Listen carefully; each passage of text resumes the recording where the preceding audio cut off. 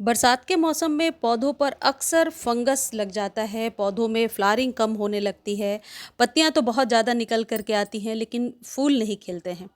ऐसा भी होता है कि यदि लगातार बारिश हो रही है तो पौधे हरे भरे नज़र आ रहे हैं और जैसे ही बारिश का पानी बंद होता है, ऐसा होगा कि 2 या 3 दिन बारिश नहीं हो रही है तो पौधा सूखने लगेगा। कई बार आप छोटी सी कटिंग लगाएंगे, जैसे ये मैंने 10 दिन पहले लगाया था और इसमें फ्लावरिंग शुरू हो गई है, मैक्सिकन पिटूनिया है। तो ऐसी किसी भी समस्या को देखते हुए सबसे पहले हम ये सोचते हैं कि अभी कौन सी खाद दे सकते हैं।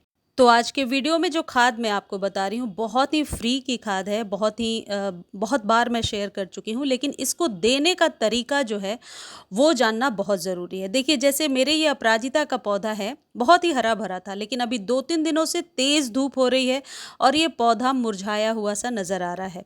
आपके पौधे के साथ भी यही समस्या होती है अभी बरसात में। कई लोग कमेंट सेक्शन में लिख रहे हैं कि फ्लावरिंग तो नहीं हो रही है, पत्ते हरे भरे हैं।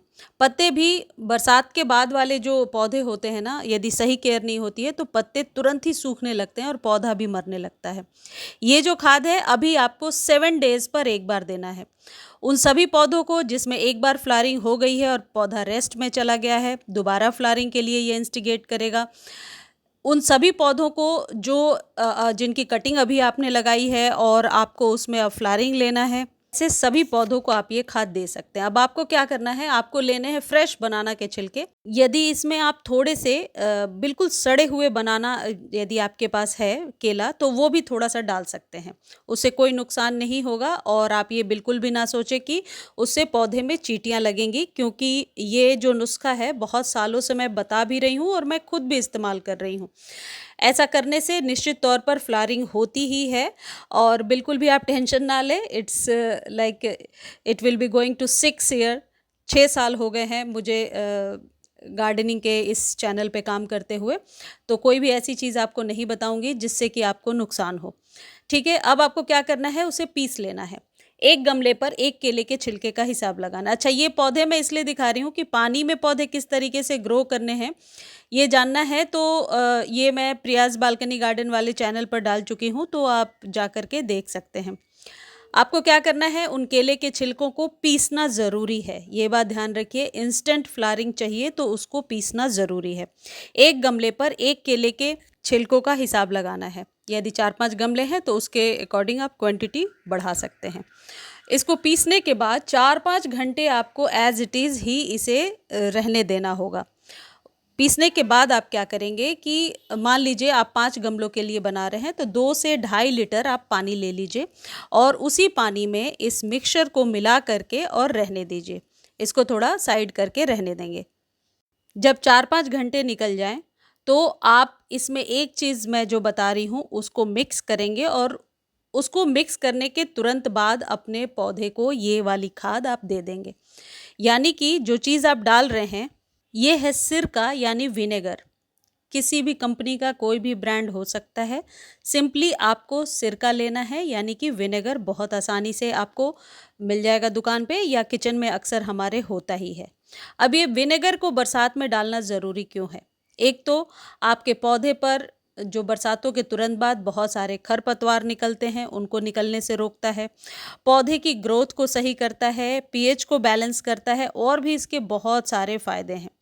बनाना पील जो हमने डाला है वो आपके पौधे पर ज़्यादा से ज़्यादा फूल लेने के लिए उकसाएगा, फूलों की संख्या बढ़ाएगा। निश्चित तौर पर अनडाउटली आप उसे यूज़ कर सकते हैं सभी प्रकार के पौधे पर। लेकिन एक चीज़ ध्यान रखिए कि ये जो सिरका है ये 2.5 से 3 लीटर पानी में आपको एक ढक्कन मिलाना है, यानी 1 चम्मच के ही बराबर आपको डालना है।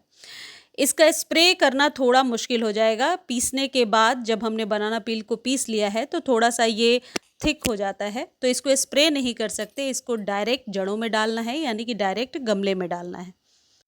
अब इसका जो इस्तेमाल है ना, आप 7 दिनों पर एक बार करेंगे। लेकिन एक चीज़ का ध्यान रखिए, मान लीजिए आज हमने ये खाद दे दिया सैटरडे को, तो अगले सैटरडे को जब हम ये खाद वापस अपने गार्डन में अपने पौधों को देंगे तो सिर्फ बनाना पील डालना है, सिरका नहीं डालना है।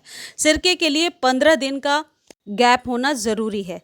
तो आप ये बनाना पील वाले को 7 डेज़ पर करेंगे रिपीट, और सिरका मिक्स करके 15 दिनों पर। मेरे ख्याल से आप समझ गए होंगे।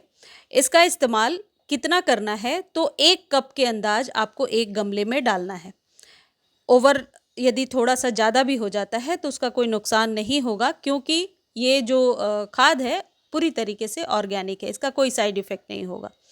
जब भी इसको देना है 3-4 प्रिकॉशंस को आप ध्यान में रखिए, मिट्टी की गुड़ाई करके, और मिट्टी का ड्राई होना ज़रूरी है, सॉइल शुड बी ड्राई। यदि मिट्टी बहुत गीली है तो किसी भी खाद को देने का कोई ज़्यादा बेनिफिट आप नहीं ले पाते हैं। तो इसलिए मिट्टी का ड्राई होना ज़रूरी है। मॉर्निंग के टाइम में भी दे सकते हैं, इवनिंग में भी दे सकते हैं। अपने उन पौधों को भी दे सकते हैं जो मैंने थोड़ी देर पहले दिखाया, लाइक एग्लोनिमा या ज़िज़ी प्लांट है, ऐसे पौधों को भी ये दिया जा सकता है, क्योंकि सभी के ग्रोथ का ही ये टाइम चल रहा है। तो इस तरीके से आपके पौधे इस खाद को देने से फंगस फ्री रहेंगे। आप अडेनियम, हरसिंगार, रातरानी, गुलाब, गुड़हल सभी प्रकार के पौधों में ये खाद आप दे सकते हैं। आपके जो इंडोर वाले पौधे हैं, लाइक ये इस तरीके के जिनको आपने सेमी शेड में रखा है, उनको भी आप 15 दिनों पर दे सकते हैं ये खाद। मुझे उम्मीद है ये वीडियो आपको बहुत अच्छी लगी होगी। प्लीज़ एक बार जा कर के फॉलो ज़रूर कर लीजिए। धन्यवाद।